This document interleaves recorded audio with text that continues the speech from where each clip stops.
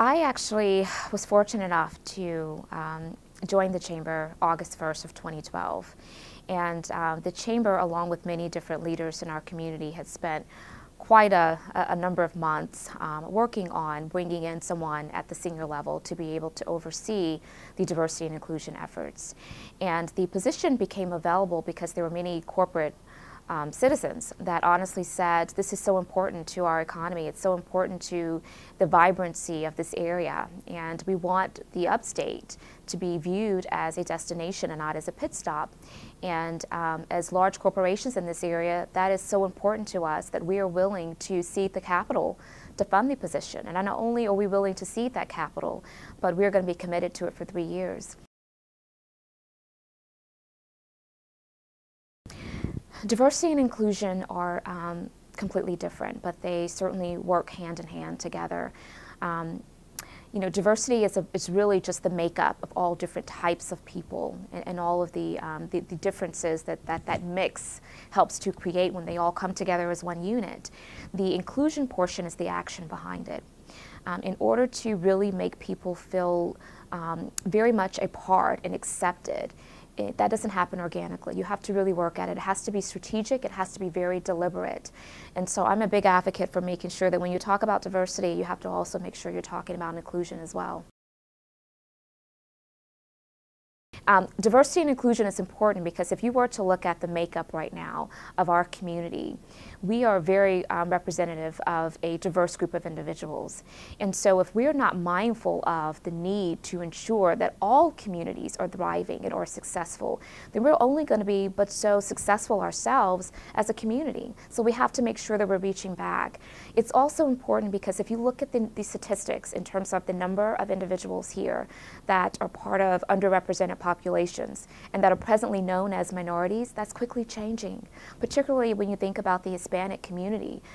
You know, Greenville is known as a fast growth rate in terms of geographic area for Hispanics. And so we're going to quickly see that years from now, what we presently know to be minorities, they're going to become the majority. And if we're not ahead of that, then we really are missing a key opportunity to be the best we can be. One particular initiative right now is the Diversity Leadership Pipeline. It became very apparent to me when I started my role here that there was a great opportunity for the Chamber to serve as a key resource to nonprofit organizations as well as to corporations when they were looking to fill volunteer board positions or even corporate board positions. And the reason that's important is because oftentimes people tend to navigate to individuals that look like them.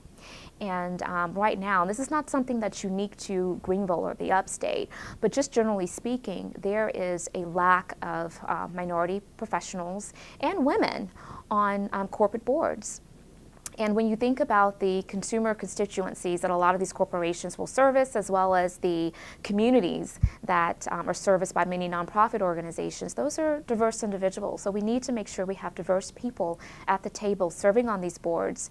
And so what we've done with the Diversity Leadership Pipeline, we have encourage women and minorities, international citizens, young professionals to submit information to this pipeline. And we're asking for information like their experience, if they've served on a board before, what their interest levels they have, because when we get the requests from nonprofits or corporations to fill a board seat, we can search that pipeline and be able to give recommendations. We're seeing a great deal of energy around this effort, and in fact we have over 600 people in this pipeline presently with 30 organizations that we're servicing. And these organizations are coming back to us and saying, I never would have met this individual, this very qualified, competent individual to add to my board had it not have been for such an initiative and an effort. Another very important initiative that has recently been launched with the Chamber, which the Chamber has a very important role in, it's called the Diversity Recruitment Consortium. And the founding sponsor or visionary behind this initiative is the Riley Institute at Furman University. You know, they saw a reoccurring theme to where many organizations would communicate that one big challenge they're faced with every single day is from a recruiting standpoint of diverse professionals to their organizations. They typically have great results in getting people to understand that they can see themselves thriving in their respective organizations. But what those individuals are challenged with is, can I see myself thriving in South Carolina? And so a great opportunity existed for many entities to come together to create an opportunity to help really problem solve as it relates to that challenge.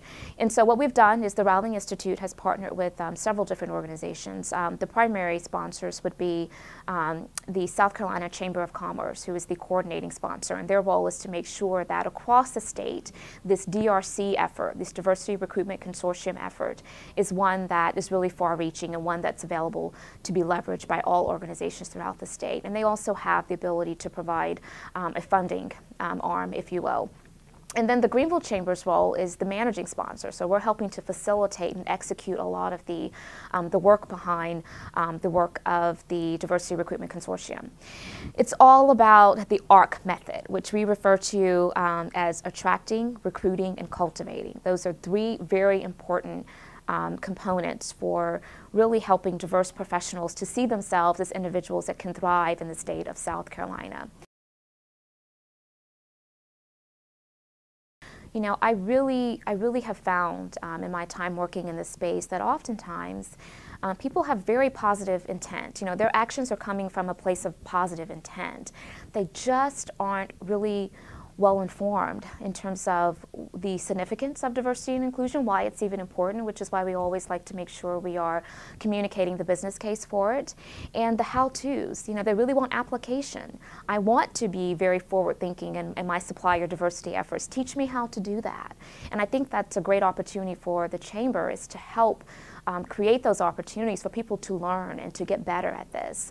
I think another challenge and roadblock would be you know, just the complacency, you know, people feeling as though we're doing fine right now. Why do we need to now exert some different types of effort, you know, when we are all very busy people to, you know, try to make a difference in the area of diversity and inclusion. And again, that's where we have to make the case for, you know, the business case for why diversity and inclusion is so important. And, you know, it's interesting to me that, particularly when you think about the upstate, you think about Greenville, we make the top 10 list of so many different organizations and magazines that, you know, we have too much going for us to not get this right. And this area of diversity and inclusion is something that is underdeveloped, that we need to give more attention to.